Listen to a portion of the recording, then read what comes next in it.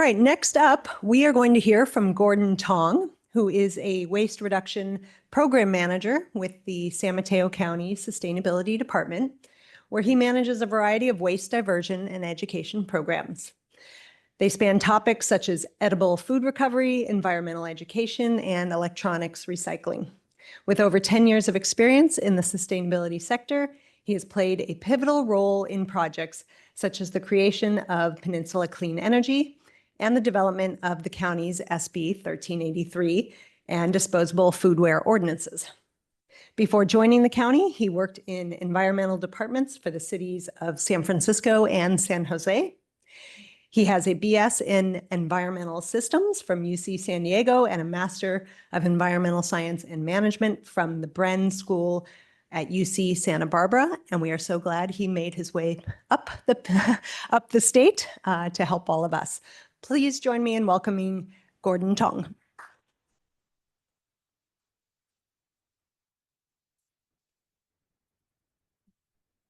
Thank you so much for that. Good morning. I'm here today to talk about our countywide edible food recovery program. So I'm just going to get started here. So I'll start off by just giving a quick overview of the sustainability department. Our mission is to build a sustainable community that fulfills both the needs of the present, but also with the future. We have a wide variety of different programs that range from climate protection to climate resilience to stormwater management to waste reduction, which is the team that I work on. So I'll start off by talking about what is edible food recovery. So how we define edible food recovery is the collection of safe surplus food that would otherwise go to waste and is instead redistributed to people in need. This effort is usually led by food recovery organizations that have expertise both in recovering this food safely, but also distributing it to places where people are food insecure. What is edible food recovery, or what is edible food, and how we define it is food that's safe to eat, but is not sold or used for a variety of different reasons, from how it looks to the grade or the size if it's misshapen, or because there's just too much of it. What is not edible food? So any food that is moldy or rotting, anything that's contaminated or otherwise unsafe to eat, or just inedible scraps. So like bones and peels and shells. Don't donate your chicken bones, please. So how it works, this kind of shows what the edible food recovery process looks like. It starts with businesses that collect and stockpile the various foods that they have, and they have it ready for food recovery organizations to pick up. These food recovery organizations then pick it up and distribute it to their food recovery receiving sites, where volunteers portion out, sort food for communities to pick up. And it ultimately leads to the communities in need receiving this food, where it goes to fill homes and not landfills. So why is this important? There are 4 different factors in play here. The big one is being waste reduction. So it's been mentioned before, but 23 million tons of organic waste gets disposed of in the state. And of that, 18% of that is food. So there's a lot of opportunity there to reduce the amount of waste that's going into landfill. Food insecurity. So 1 in 7 Californians and 1 in 6 children don't know where their next meal is coming from. So this is an area that we feel strongly about and feel like the program can help with. And climate impacts. It's been also talked about the methane that's produced from food that is landfilled is huge, the super pollutant, and it's 30 times more potent than carbon dioxide when it talks about global warming potential. And that's why our program is a big opportunity, because we can help address all of these different things. What are the drivers for this program? So a big one, obviously, is 1383. That's been talked about previously by Vice-Mayor Brownrigg and by the SSMC team. The regulations, in a nutshell, require 75% diversion of organic waste from landfills, and also 20% of that food, of edible food, needs to be recovered. The regulations put a lot of the role on to local governments to identify what the capacity out there is to recover edible food. The jurisdictions are also required to ensure that the edible food generators have access to these services. We have to monitor these generators for compliance, and we are also looking to expand the capacity for edible food recovery throughout the county as well. So those are the kind of the four aspects of what we're required to do. So the edible food recovery program that our department puts on is a countywide program that is a joint effort between us and the 20 cities and towns throughout the county. The reason that we looked at doing this is because we want to leverage both the economies of scale for having one unified countywide program, but also create a more simple program for both the generators and food recovery organizations throughout the county. Our role in this program, we have a couple of, one is obviously to do the outreach and technical assistance. So letting them know that this is a requirement from the state and helping them comply with it by figuring out how to get set up with these different organizations. We're also auditing these businesses to make sure that they're in compliance per the regulations, to make sure that they are donating the maximum amount of food that they can, and that they have these contracts or other agreements set up to recover this food. And then we have a reporting requirement to the state. This is obviously part of 1383, so we have to report to the state and maintain records about our program and how much we recover and things like that. We also have a huge role in capacity building. So we want to make sure that the infrastructure is there throughout the county to recover this food. A big shout out to our different organizations that we work with. So I know that Second Harvest and Peninsula Food Runners are here today. So we want to acknowledge their help in running this program with us to do all the food recovery. But there are also tons of other organizations that are actually doing a lot of the work in helping recover the food from these different generators. So big shout out to them. And part of what we're doing obviously is partnering with them to make sure that we have a unified and cohesive program. And what are some of the impacts for the program that we've had so far? So here are some of the statistics that I wanted to share for since the program has started back in 2018. We've reduced, diverted millions of pounds of food, and that's resulted about 2,770 cars off the road, essentially, if we're talking about climate emissions. In terms of food that's recovered, that's 32 million pounds of food that's recovered by food recovery organizations. To be fair, that's not us, that's all different organizations throughout the county that have done this between 2020 and 2024. I talked about capacity building. So we've invested a lot of money into building up the capacity and infrastructure throughout the county. So a couple of things include like trucks and storage and other equipment that some organizations might need to further be able to recover more food in the future. And what it's led to is about 27 million meals that have gone to the community in need as a result of this program. So I think there's been a lot of good that's happened for this program so far. And looking forward into just what's next. So obviously, we're deeply supportive of SSMC and the work that they put into researching and putting together the launch report. Haven't read it yet because this came out today, but we look forward to looking at the recommendations and incorporating that into our program specifically. We're always looking into exploring new different models. This is still a very new space for everyone in terms of food recovery. So we're trying out a lot of different things and seeing what works and what doesn't work. A couple of examples include looking at placing community fridges to expand a distribution network for recovered food throughout the county. And also maybe looking at other models for sharing revenue or making sure that our partners get compensation for some of the hard work that they're doing. And direct to consumer food sharing, which is like ways that generators can just directly give away some of this food to the community without working with the food recovery organizations. So there's just a couple of models that we're looking at long-term or exploring possibilities moving forward.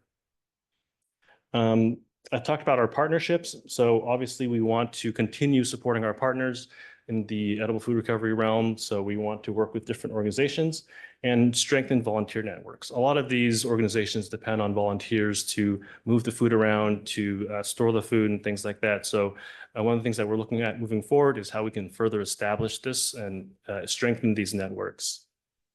And then long-term funding, we want to make sure that there's a sustainable program for this moving forward. So we're always looking at ways to increase the amount of funding that goes towards these programs. And that's it for the overview of our program. I want to keep it short, but I want to just close by saying that this is, for us, beyond just compliance with 1383. We think this is a win-win program for the county, both in terms of reducing waste, but also helping the community that is food insecure. So for us, it tackles a lot of different boxes. Ticks a lot of boxes. And again, also want to shout out to our partners and our food recovery organizations that are doing a lot of the work in actually recovering this food. So a huge shout out to them as well. And with that, that's my presentation. Thank you for listening. And I'm happy to take any questions.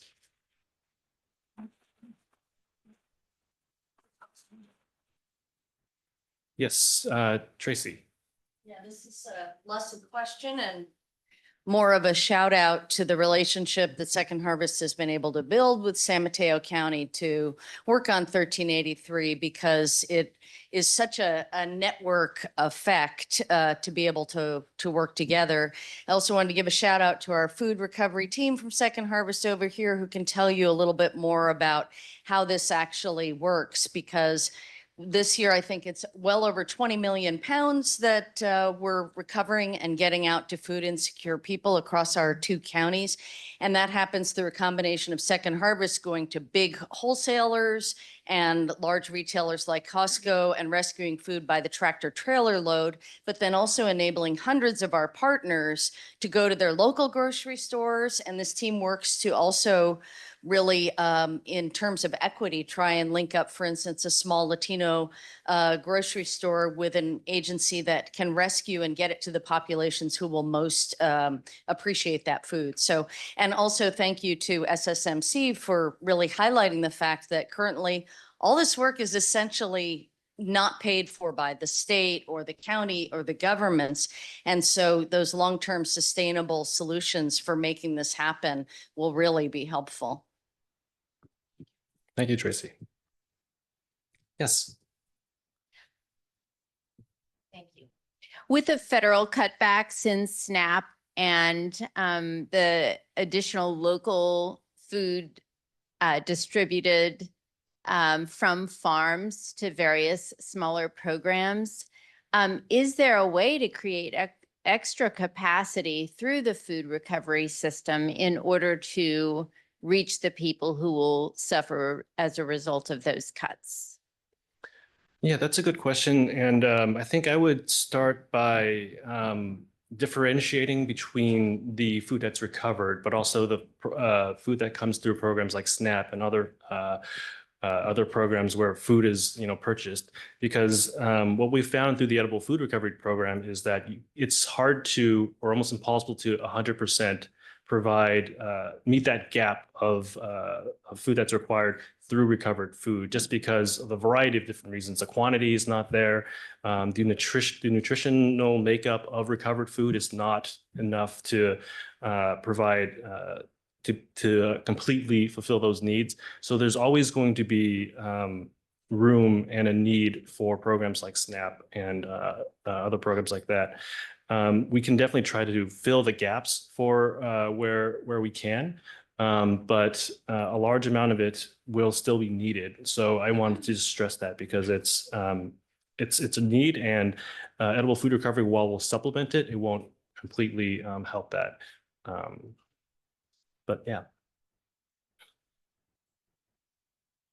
Yes. Thanks, Gordon. Can I just speak? Thanks, Gordon, for the work of your department. I guess and huge shout out to Second Harvest, which is just a remarkable resource for our community and all the work they do. I guess, I have a very good friend who does this work in Washington, D.C. For DC Central Kitchen. So very familiar with these issues. And I wondered if there's a way, if we should think about investing. So a big part of this is a time problem, right? How long before the fresh produce isn't good anymore, or it's, and so is there an investment we should think about making in a supersized kitchen where we could actually take that food and prep it and freeze it or whatever, so that from a time point of view, it can be used in the future. It can be distributed more, and in order to recover more, would that be a good idea, or is that already being done? That is actually already being done in some organizations. I know off the top of my head, I think Samaritan House has a similar concept where they have a kitchen where they receive recovered food and then they prep it for distribution. Because in addition to what you mentioned about the time issues, also like how the food arrives and getting that ready for, how is it best, allocated for distribution, whether it's boxing up in meals or making it otherwise more easily accessible for folks in the community, because we can't just take, a whole sheet cake, plop it on the table and say, come and get it. So there's, obviously work involved with that. But I know that Samaritan House has like a kitchen like that can do that kind of work, but that's, yeah, a good idea.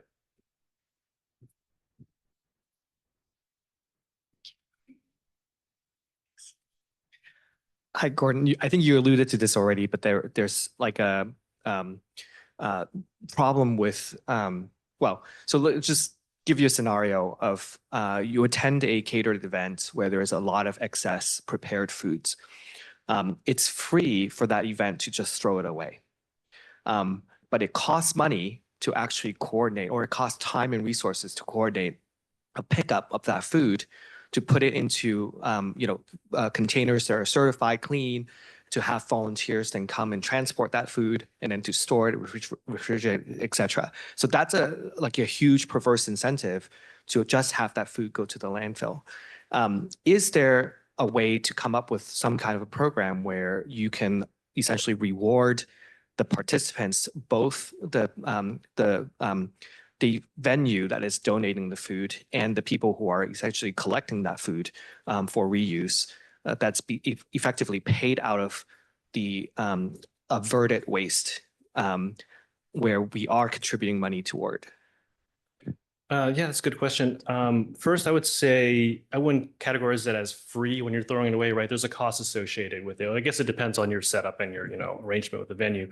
But if you're talking about a generator, if you're throwing it away, you're paying for that disposal cost. So anything that you're recovering and you're not throwing in the trash is potential savings. Now you might have to adjust, how much your service levels are, and how much compost or your landfill bin is being serviced, but there is a cost associated with that. So I wanted to flag that first.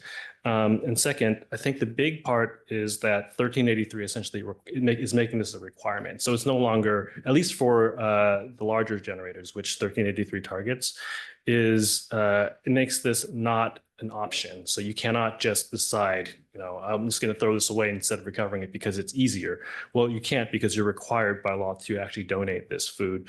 So for these organizations that fall into that threshold, we will have that incentive to encourage these or require that these businesses look for ways to recover all their food that they can, working with organizations to pick it up. Yes, there is going to be, additional time to organize and set it up logistically, but with 1383, it's no longer an option to just simply throw it away. So that's the one kind of benefit of 1383 that wasn't, previously present in other legislation, maybe.